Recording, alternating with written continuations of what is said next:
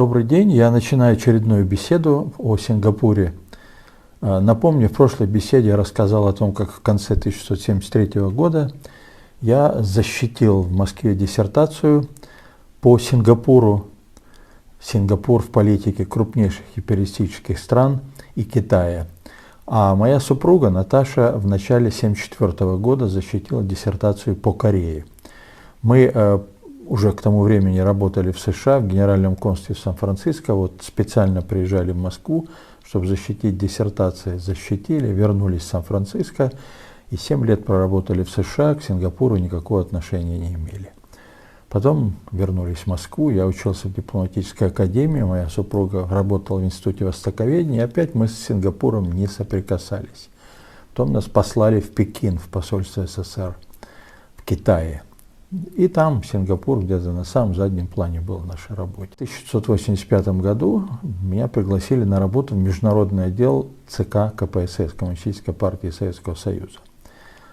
И занимался я Китаем в основном, но вместе с тем и общими проблемами Азиатско-Тихоокеанского региона. И вот Сингапур был частью моей работы. В 1987 году мне предложили поехать в составе советской делегации на конференцию в Малайзию, которая находится рядом с Сингапуром, а потом заехать в Сингапур и там тоже принять участие в конференции. Но основная конференция была в Малайзии. Это такой круглый стол по проблемам безопасности в Азиатско-Тихоокеанском регионе, который устраивали малайзийцы, но для всех стран, имевших отношение к Азиатско-Тихоокеанскому региону. Я согласился, и вот в составе этой делегации лечу в Малайзию. У меня сосед через проход, финн, зовут Тапио. Говорит, я учитель в средней школе, так надоели студенты, измучили меня, все нервы мои растрепали, вот еду поправляться в Малайзию, отдохнуть. Ну, мы с ним, так сказать, подружились немножко, выпили то, что давали нам стюардессы, когда уже неудобно у стюардесс было просить, и, в общем, наверное, их уже все и кончилось. Тапио обратился ко мне с вопросом, есть ли у меня что-то выпить. Я сказал, признался честно, что есть. Поставил бутылку водки, я почти ее не пил, а Тапио вот с удовольствием выпивал. Финны вообще любят выпивать. Ну, мы тоже любим, но финны одни из лучших в мире. Может быть, как и мы. Пил, быстро опьянел и стал агрессивным. Стал приставать ко всем проходившим мимо него между рядами в самолете. Особенно к женщинам. И особенно к стюардессам. Ну, они чаще других, конечно, ходили. Потом стал врываться в комнату, где отдыхали стюардессы или просто, так сказать, находились по служебной необходимости. Самое главное, что он никого не слушал, кроме меня. Я был человек, который его угостил спиртным, и он, видимо, считал себя обязанным по системе Павлова, условного рефлекса, теории условного рефлекса. В общем, меня он слушал. Единственный человек, который мог его обуздать, был я. Если что-то случалось, он там вступал в стычки с мужчинами, которые пытались женщин защитить, звали меня, и он успокаивался. Ну вот мы совершили посадку в Дубае, в Объединенных Арабских Эмиратах. И там, в зале для транзитных пассажиров, Тапио уже за свой счет что-то купил, выпил, и уже теперь и я не мог руководить его действиями. И он совсем разбушевался, он стал нападать на местных женщин, ему особенно не нравились женщины в черном одеянии, да еще те, у которых была паранджа. Он кричал, что это маскировочный халат, накидывался на них. Местная полиция терпела, потом ей надоело, в общем, его скрутили, отвели в кутузку, в конце концов вернули на борт самолета, но он продолжал хулиганить. Пришли санитары, сделали ему укол, чтобы усыпить. Но перед тем, как заснуть, Тапио сказал мне, вот вы едете в Куала-Лумпур обсуждать проблемы безопасности в Азиатско-Тихоокеанском регионе. И там нет финна. Этот у вас номер не пройдет. Обсуждать проблемы безопасности в Азии без Финляндии – это подлинное безобразие. Я обязательно явлюсь на вашу конференцию, держитесь. И заснул. Ну вот прилетели мы в Куала-Лумпур. Ну, забегая вперед, хочу сказать, что Тапио жил в той же гостинице, что и мы, но когда мы с ним утром встретились, он прошел мимо, не узнал, видимо, меня, видимо, все, что с ним происходило до этого, осталось уже вне его сознания. А Куала-Лумпур нам сразу понравился, великолепный аэропорт, великолепная дорога в город, широкое шоссе, очень красивое, кругом клумбы в цветах, красочная реклама. Когда я учился в Сингапуре, о Куала-Лумпуре ходили только отрицательные разговоры о том, что это очень отсталый город, и, в общем, такой чуть ли не средневековый Сингапур. Тоже был, как я уже описывал, с большими изъянами, много было в нем отсталости, грязи, непорядков. Но Куала-Лумпур, говорят, на несколько категорий был ниже. А сейчас мы увидели очень красивый, современный, яркий, праздничный такой город. Настолько Куала-Лумпур изменился. Гостиница вообще потрясающая. Но здесь надо еще учесть, что это был 89-й год, когда уже перестройка была в разгаре в Советском Союзе, и начался такой полный развал в магазинах. И при советской власти до Горбачева мало что было, а теперь вообще ничего не стало. В общем, сплошной все дефицит. Бабушки на улицах продают водку, тут же валенки продают, и лишь бы, так сказать, что-то заработать, и на что-то можно было жить. Везде грязь, везде все не убрано, пыль. На этом фоне, конечно, Куала-Лумпур смотрелся сказочно. А гостиницы, это вообще таких нигде не видел. Давно за границу не уезжал, и, видимо, отстал в своем умственном развитии в том, что касается восприятия шикарных гостиниц. Действительно шикарная. Поселили нас в эту гостиницу, но походили мы вокруг гостиницы, рынки, магазины, все совсем не так, как было в 60-х годах, 70-х в Сингапуре, все очень чисто, аккуратно, все очень красиво, товары разложены, прекрасные запахи, в общем, праздник души. Ну и конференция началась. Собрала весь Азиатско-Тихоокеанский регион. Это была третья конференция, вот, которую малайзийцы организовывали третий год подряд. Если в первую участвовало 60 человек, сейчас уже несколько сот, практически из всех стран Азиатско-Тихоокеанского региона. И настрой был очень позитивный. Знаете, вот как все говорили, ветер перемен, хороших перемен дует в Азии тоже. Открывал ее Махатхир, это премьер-министр Малайзии, который заявил, что сейчас такое благоприятное созвездие таких благоприятных факторов на всеобщем небосводе, которых никогда не было в истории человечества. И действительно казалось, что мир движется к нирване. Настрой был такой у очень многих, у большинства, в том числе, можно сказать, и у нас. В самом деле, таких позитивных факторов в международных отношениях к тому времени уже подсобралось немало. Ну, во-первых, практически заканчивалась холодная война. Вскоре уже в конце этого 1989 года руководители СССР и США объявили о том, что она закончена, холодная война. То есть нормализация шла полным ходом отношений между двумя гигантами, двумя сверхдержавами СССР и Соединенные Штаты. Это во-первых.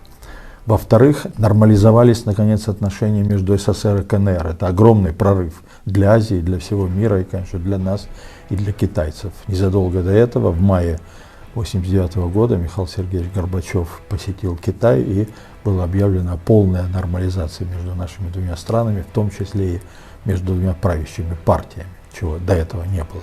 Второй фактор. Третий фактор – это масса инициатив в области разоружения, сокращения вооружения, мер доверия и в значительной степени исходящих от Советского Союза. Прекрасные инициативы и конкретные шаги, которые Советский Союз предпринимал, предлагая другим идти тем же путем разоружения, сокращения вооружения, мер доверия и так далее. Четвертое. Советский Союз и Китай всерьез занялись реформами, изменением модели развития и сосредоточились на внутренних делах. И Китай объявлял об этом, вслед за Китаем мы стали объявлять, что у нас внешняя политика привязана к внутренним интересам. Необходимо модернизировать страну, для этого надо открываться и для этого иметь мирное окружение. Мы отказались от каких-то там идеологических наступлений, китайцы отказались от идеологических наступлений, от распространения там своих идей. У нас своя модель, мы ее исследуем, но мы не навязываем другим, а готовы со всеми сотрудничать. И прежде всего в интересах нашего собственного развития. То же самое касается китайцев. Теперь конкретно еще в Азии. Затяжной конфликт, тяжелый конфликт. Кампучия, Вьетнам завязаны, Китай, СССР договорились наконец, как этот конфликт разрешать. Вьетнамцы вводят войска из Кампучии, кампучийцы сами решают свои внутренние проблемы, а страны извне лишь только способствуют и помогают этому. Тоже перспективы обозначились очень четкие, тоже ветер перемен в очень важном вопросе для стран Азиатско-Тихоокеанского региона.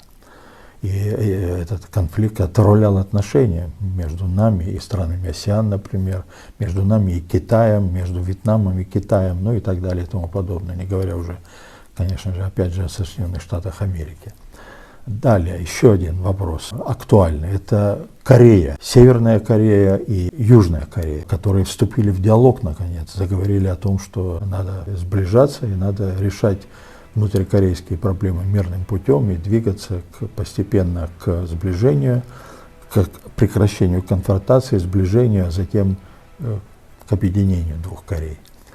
Тайваньский вопрос. Начался диалог между КНР и Тайванем. КНР предложила очень хорошая идея: одно государство, две системы. Центральное правительство в Пекине, Тайвань часть Китая, Китайской Народной Республики, но с очень большой автономией в военных вопросах, политических и так далее. Большое количество этих идей. Ну, конечно, не все было очень здорово, и не все еще было решено, а только намечалось движение в правильном направлении. Ну и о том, что проблемы остаются, все это звучало, конечно, на конференции. Ну, начнем с наших инициатив. Многие наши инициативы, я уже это, собственно, сказал, поддерживались, вызывали энтузиазм. Все говорили о том, что, так сказать, надо прислушиваться к этим инициативам и брать их на вооружение. Вместе с тем определенная критика. Вот, например, говорили, вы предлагаете по типу Хельсинской конференции, которая закончила в свое время решение многих проблем в Европе, связанных с незыблемостью границ, с количеством войск, с сокращением вооружений и так далее. И вот мы предложили то же самое в Азии. Но, во-первых, многие азиаты говорили, что в Азии это совершенно все по-другому, это не Европа, это и размеры не те, и государства совершенно разные, и между ними очень много проблем этими государствами. Это не то, что в Европе два блока и все. В общем, выражалось сомнение, что это легко сделать. Хотя при этом подчеркивалось, что все-таки будем пытаться. Но вместе с тем нас, например, стали критиковать. Советский Союз, Михаил Сергеевич Горбачев предложил провести конференцию по типу Хельсинской в Хиросиме. Ну и тут же нас обвинили в том, что мы спекулируем на том, что американцы по Хиросиме ударили атомным оружием, и вот, значит, мы хотим, так сказать, тем самым высветить этот факт, что вот американцы были плохие, а теперь благодаря Советскому Союзу времена меняются в лучшую сторону. Мол, если уж серьезное предложение, то не надо этими играми заниматься. Я не думаю, что какой-то такой смысл вкладывался в это предложение Горбачева, но так это на конференции, по крайней мере, воспринималось. Да и не только на этой конференции. Теперь у нас была база военно-технического снабжения флота в Камране, в бухте Камран во Вьетнаме. И мы предложили, мы отказываемся от этой бухты, если американцы отказываются от своих баз на Филиппинах. Это тоже вызвало негативную реакцию. Для американцев это важнейший вопрос. Как раз в этот момент начался спор между ними и филиппинцами об условиях сохранения военных баз. Часть филиппинского общества была против этих баз. В общем, острый вопрос, а мы, значит, тем самым дрова подкидываем. Но это вот была и такая критика, я просто хочу, чтобы общая картина выглядела. Некоторые вообще критиковали Советский Союз за все. Во всем мы виноваты, везде должны исправляться и менять. Но это меньшинство было, а большинство так. Соединенные Штаты подвергались критике за то, что они не реагируют практически ни на одну инициативу Советского Союза, которая имеет отношение к военному аспекту, к стратегическо-военному аспекту, военно-стратегическому аспекту. мол, они сидят в АТР, у них преимущество там и в военно-морском флоте, и во всем другом, базы повсюду, и не хотят вот реагировать на советские предложения. Ну вот это, сказать, Филиппины это особый случай, хотя тоже могли бы отреагировать, а мол, вот не реагируют. Некоторые говорили о том, что и там бы стоило. Значит, вот Америка.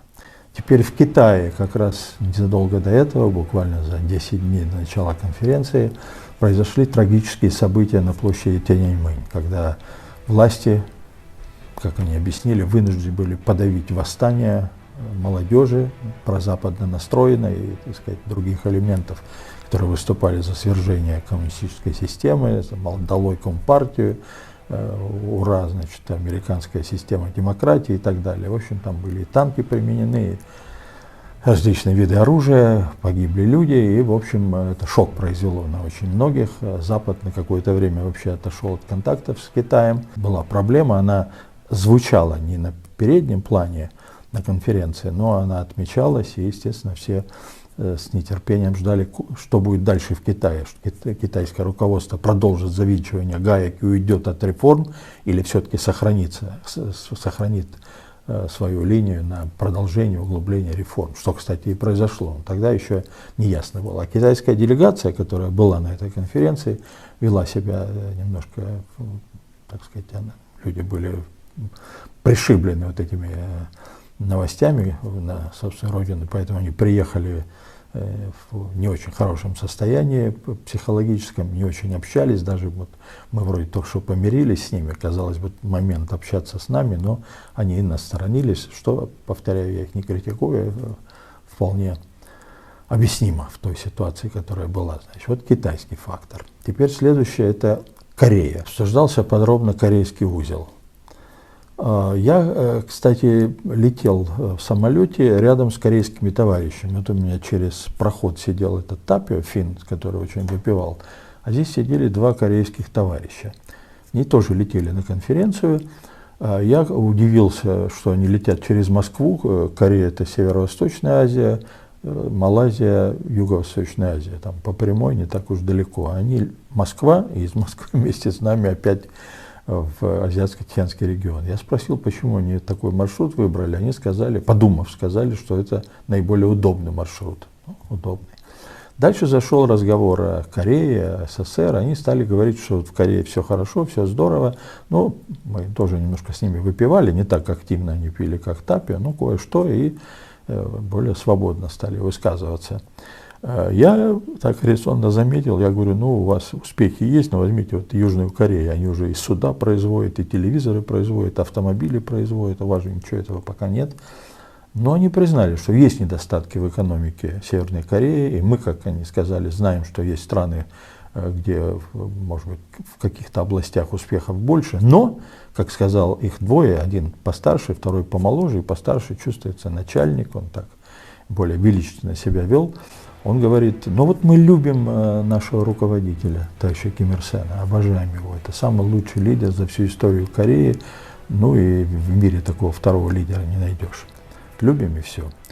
А я вижу у них значки Ким Ир Сена. Я знал, что у них значки, как у нас партийный билет, члена Коммунистической партии Советского Союза. Потеряешь, и из партии могут исключить, с работы выгнать, а в Корее еще посуровее были наказания за этот значок. Но, тем не менее, я решил так, поскольку летим чем-то, надо забавляться, я говорю, подарите мне значок. Нет. Я говорю, а я вам подарю значок Ленина. Нет. Я говорю, Ленина, еще мне Брежнева значок. Нет.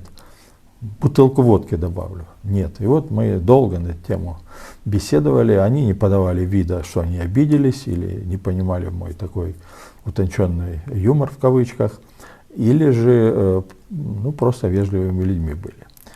Вот такие мы вели разговоры, прибыли на конференцию, они там были очень активны на конференции, они были и южнокорейцы, они общались, но, конечно, спорили. Северокорейцы говорили о том, что надо провести переговоры на высшем военно-политическом уровне, ну и дальше двигаться к созданию конфедерации Корё, которая бы объединила Северную и Южную Корею. Причем двигаться уже сейчас, семимильными шагами. А южнокорейцы в ответ говорили, что мы не созрели к таким шагам, надо снизу начинать. Сначала контакты на таком гуманитарном уровне, между разделенными семьями, таких масс в Корее, до 10 миллионов людей. Часть семьи осталась после Корейской войны 50-53 года, прошлого столетия, на севере, а вторая часть на юге. Вот встречи этих родственников, развитие торговли постепенно, там, обмен музыкантами и так далее. И, как сказал один южнокорейский делегат, вот сейчас пытаться нам соединиться, это все равно, что заставить парня и девушку жениться, которые не любят друг друга. Давайте пока, значит, полюбим постепенно друг друга, а потом этим займемся. Ну и вокруг этого шли споры, и северокорейцы, конечно, иногда такие жесткие выражения употребляли, иногда южнокорейских представители называли там приспешниками американского империализма, американцам немножко доставалось, но в целом это было уже не так, как до этого. По крайней мере, сидели вместе все за одним столом, периодически дискуссия приобретала совсем уж мирный характер. Ну, еще что бросало в глаза, что северокорейские товарищи, они эту тему педалировали постоянно. Вот идет в рамках этого круглого стола семинар по Индокитаю. Там надо говорить о Вьетнаме, о Лаосе, Камбодже и так далее. А они просят слова и начинают говорить о Корее. Им объясняют, мы Корею уже обсудили на другом семинаре, а здесь тема вот Индокитая. Они кивают головой и продолжают. Американские империалисты ведут неправильную линию там, в Корее и так далее. Ну, молодцы, есть задание, надо его выполнять. Вот они его выполняли. Значит, ну, обсуждение корейской проблемы показало, что, конечно, до решения этой проблемы еще очень далеко. И, как мы сейчас с вами знаем, уже прошло с тех пор, конференция была в 1989 году, сколько, 11 лет и 21, 32 года, ну, а ВОЗ не то, что и ныне там, а ситуация сейчас даже похуже, и еще недавно совсем была острой, то есть она колеблется туда-сюда, но так ничего и не решено, конечно. Новый появился элемент, это ядерное оружие у Северной Кореи, которое, значит, вызывает дополнительные там озабоченности на юге, придает дополнительную остроту проблеме, американцы вмешиваются в эти дела. В общем, вот корейская проблема. Теперь индокитайская проблема. Здесь началась критика того, что да, вот внешние аспекты мы обсудили и, в общем, пришли к общему знаменателю и понимаем, что не надо вмешиваться в дела Кампучии, вьетнамцы уходят, войска вьетнамские из Кампучии, кампучийцы сами решают проблему, у них несколько групп с разными интересами, разными позициями, оппозиционное правительство, там из 3 секций состоящее у власти, которое близко нам и вьетнамцам. Никак мы не договоримся, кто должен управлять Кампучией. Вот позиция наших оппонентов, что власть должна быть передана Сиануку, принцу, который в свое время руководил Кампучией, его свергли, и вот если вернуться к нему, а он возглавляет это коалиционное оппозиционное правительство, то будет все нормально в Кампучии. Но мы не соглашались, в общем, этот вопрос тоже продолжал стоять на повестке дня, в конце концов его решили, и слава богу, сейчас Кампучия прекрасно развивается к радости для всех. И с Вьетнамом нормальные отношения, с Лаосом и так далее. Все они уже в АСЕАН, а тогда речи не шло. В общем, вот это еще одна проблема, которая обсуждалась. Были и другие проблемы, в том числе спор, да и по Тайваню речь шла о том, что вот КНР предлагает прекрасную вот эту идею «одно государство, две системы», но тайваньцы против. Они говорят, нет, у нас есть Китай, да, мы все китайцы, одна нация, одна единица этническая, но в рамках Китая сложилось так, что 2 государства на данный момент, как в Корее, северная и южная, как было в Германии, ФРГ и ГДР, и Восточная Германия, Западная Германия, вот так у нас. И надо из этого исходить. То есть и здесь разговоры, значит, так сказать, шли. Тем более тайваньцы испугались эти события на площади Тяньаньмэнь, о которых я говорил, что будет дальше с политикой и внутренней, и внешней КНР. Но в целом конференция, конечно, была очень успешная, очень интересная. И что еще должен сказать, я там познакомился со многими людьми. В-третьих, встретил американских профессоров, с которыми мы с Наташей дружили в 70-х годах, когда работали в США. Мы их 10 лет не видели, приятно было встретиться. Они, конечно, немножко обиделись, что мы на 10 лет исчезли из поля зрения, но тем не менее хорошо общались, спрашивали они о перестройке, рассказывали о своих делах. Ну, а потом они познакомили меня с южнокорейцами. А я этого очень хотел. Я хотел, потому что Наташа активно работала по Корее, писала книги, статьи, хотел вывести их на Южную Корею, ведь отношения наши тогда еще не существовали официальные. Поэтому очень было интересно двинуться наконец в Южную Корею. Так вот, один из делегатов южнокорейских, это был министр спорта до этого, во время Олимпиады в Сеуле.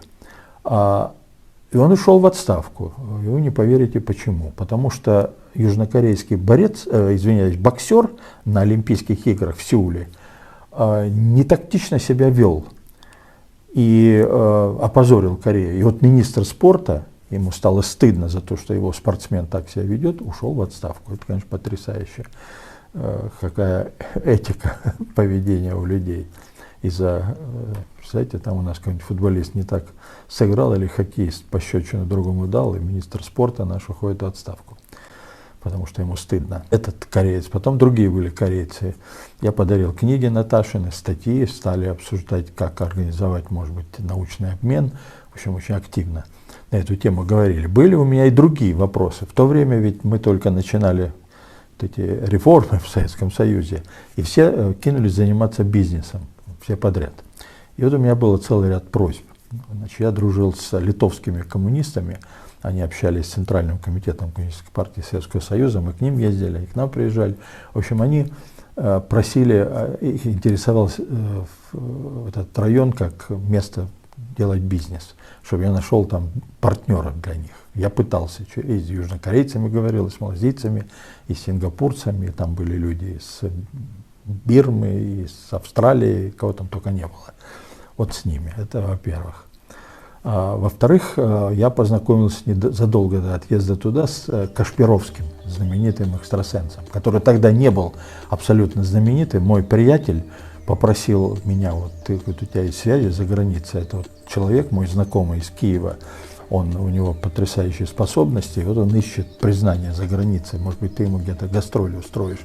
Вот я ходил в представительство Украины с моим приятелем, познакомился с Кашпировским, он на меня произвел впечатление, чувствовалось, что у него какая-то внутренняя мощь есть в его способностях. Вот он попросил меня, значит, вывести его. Я тоже старался это сделать. Ну а советские корейцы просили, чтобы я похлопотал, чтобы их пригласили на Олимпиаду корейцев, этнических корейцев, которая должна была проводиться в Сеуле. Но проблема заключалась в том, что это у нас все стали бизнесом заниматься. Мы вдруг занялись рыночной экономикой. А в других странах, те, которые участвовали вот в этой конференции, у них сохранялась специализация. Если ты ученый, то ты наукой занимаешься, журналист, там участвовали в конференции журналисты и военные, и дипломаты, ну, каждый своим делом. Поэтому, когда я им обращался с такими предложениями, просьбами, идеями, это вызывало, конечно, удивление. Они просто разводили руками, говорят, ну, откуда мы знаем бизнесменов и откуда мы знаем импресарио, который бы Кашпировского пригласил. Но, тем не менее, вот я видел и такие беседы. Конференция окончилась, и вечером мы решили прогуляться по Куала-Лумпуру. Я стал всех уговаривать пойти в китайские кварталы, там очень красочные кварталы, хотелось их посмотреть. Ну, судя по тому, что я знал, и брошюрок читал, и слышал от людей. Вот пошли мы такими, идем узкими переулками. Некоторые районы напоминают Сингапур еще того периода, так не очень все чисто, не очень все современно, узенькие переулочки и так далее. И вдруг видим, там ребята сидят, играют в карты, и группка девушек стоит. Одна девушка отделяется от этой компании, подбегает к нам и говорит: вы кто, дипломаты? Я говорю, решил пошутить, послы. Я говорю, это посол Аргентины, это посол Уругвая. Она поворачивается и кричит: девки, послы. И вот эта вся ватага этих девиц, как оказалось, определенного поведения, бросилась за нами. Ну, ничего не оставалось, как, честно говоря, бежать от них. Потом меня коллеги немножко ругали. А на следующее утро часть из нас, трое, выехала в Сингапур на вторую конференцию. На двух машинах. В первой машине ехал руководитель посольства, не посол, а временно исполняющий обязанности. А на второй машине вот мы трое. И еще представитель посольства, молодой дипломат.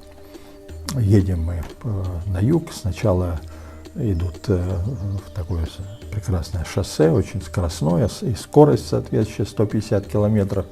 Потом дорога уходит в джунгли, она становится узкой, двухсторонней, по бокам или кусочки джунглей, или в какие-то поселочки такие тоже примитивные, домики, эти хатки на сваях. Хотя, когда останавливаешься, выясняется, магазинчики там симпатичные, все в них есть, в отличие от того периода в Москве.